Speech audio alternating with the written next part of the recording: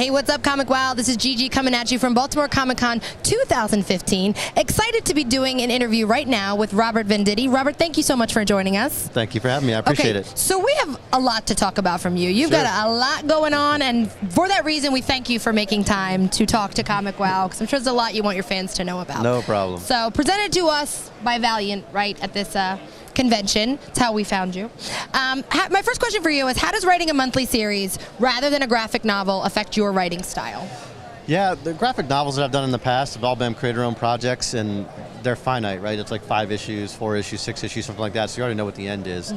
Doing a monthly series, by definition, it's just going to go on and on and on and on and on. So you may know what the end of certain arcs are, but in terms of the end of the overall series, like, you never know if you're going to get to write that actual thing. So it's just about building a mythology for each character, sort of creating like a scaffolding and just continuing to build on it as you go throughout the series, and then, you know, leaving things that the next writer who comes after you can pick up and play with. You know? Yeah, what I love about Baltimore Comic Con is it's a local con for ComicWow, so, and it's the most comic-centric con of most of the ones that go on through the year. So it's great for people that are writers, that are artists, to be able to get out here and really interact with their fans, as opposed to cons that are larger and more just strictly about pop culture. So let our ComicWow fans know, who are just learning perhaps, some of them just learning, some big fans of Robert Venditti, what books they would know you from and what you're here talking about. I currently write Green Lantern and the Flash for DC, and I also write books for Valiant Entertainment.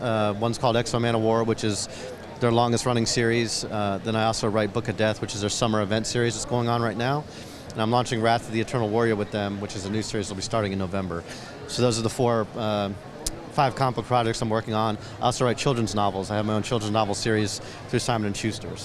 So okay, let's talk about the last project you mentioned, the Wrath Man of War. Okay, give us a little background on that, because then I want to deflect off to how you go from writing something like that to then writing children's novels. Because just strictly based on the title, it seems like a pretty big leap. It's a good question, Wrath of the Eternal Warrior is about an immortal character who's sort of a protector of the Earth. He's been around 5,000 years. He's seen a lot of war.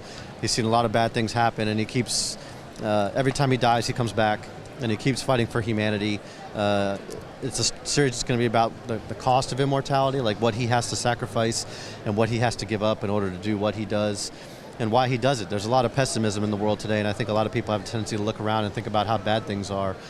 But for this character to keep coming back to life and keep fighting for us, he has to be an optimist in a lot of ways. He has to believe that we're inherently good and that we're worth saving and that we can do better, and that we have done better over the time that he's been here. And that's a nice parallel you're drawing to children's novels right there. I can tell you right now. I was like, I see where you're going with this, Robert. I see where you're going with this, because that is the message we're trying to put out to children as well. Do you find that you relate to that character concept as well, like when you're writing that? Like, is that where that kind of comes from? I mean, this is my take on him. Other people have had other takes, and every project that I take on, it's always going to be my take on it, you know. So it's always going to be based on my influences, or, you know, my thoughts or themes that interest me and things like that. Somebody else might come behind and turn Eternal Warrior into a, you know, axe-wielding marauder. I don't know. You know what I mean? But what is that like, to be writing a character that somebody else has written previously? I mean, obviously there's the big ones that everybody knows about, like Batman's been written by a ton of different people. But when you have characters that are pretty specific and are from, you know, different book labels, and are either, whether they're newer characters because they've only come out in the last few years, what is that like when you take on writing for somebody?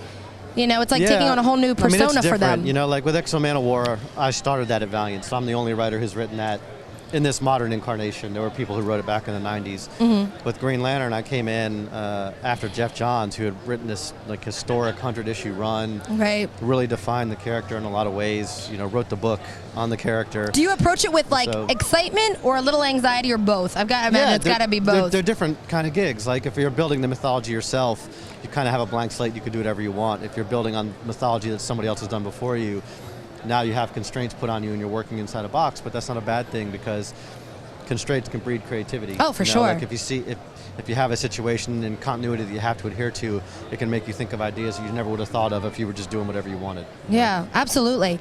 Well, at this con, we're asking everybody a similar question this time around, because again, it being a local con for us and so comic-centric, what's a piece of advice that you would give to people that are dying to break into this industry, that are writers, that are artists, what have you?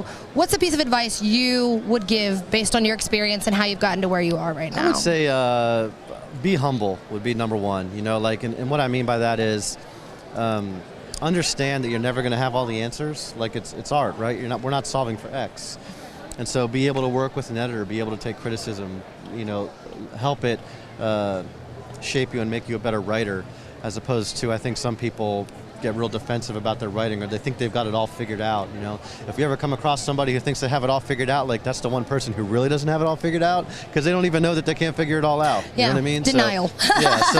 So be humble about that stuff and understand that you're always going to be growing and you're always going to be improving, and you're never going to reach this sort of unattainable, perfect writer status. I think that's a great piece of advice. It is. It's great getting all the gel too of everything everybody's saying, but that's the first person you're the first person that's mentioned that about humility. So that speaks volumes about you. That's what you want to put out there, because I'm actually awesome. Yeah. If I can tell you. Well, I've got it all figured out. I have it all figured out. Yeah.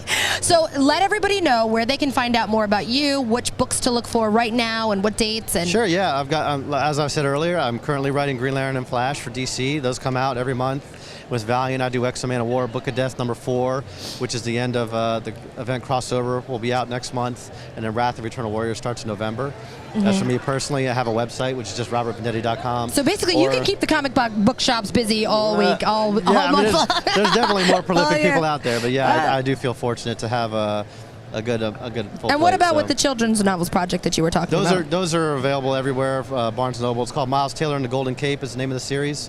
The first one just came out in June. The next one comes out next June. It's a hybrid form of storytelling. It's about a boy who gets a cape that turns him into a superhero. And whenever he turns into a hero in the book, it shifts from prose over to comics. Then when he takes the cape back off, he turns back into prose again. So there's about 225 pages of prose and about 75 pages of comics. I love it. That's fantastic. And let everybody know where they can find you, either on social media or on the internet. Yeah, Twitter's the best place. It's at Robert Venditti.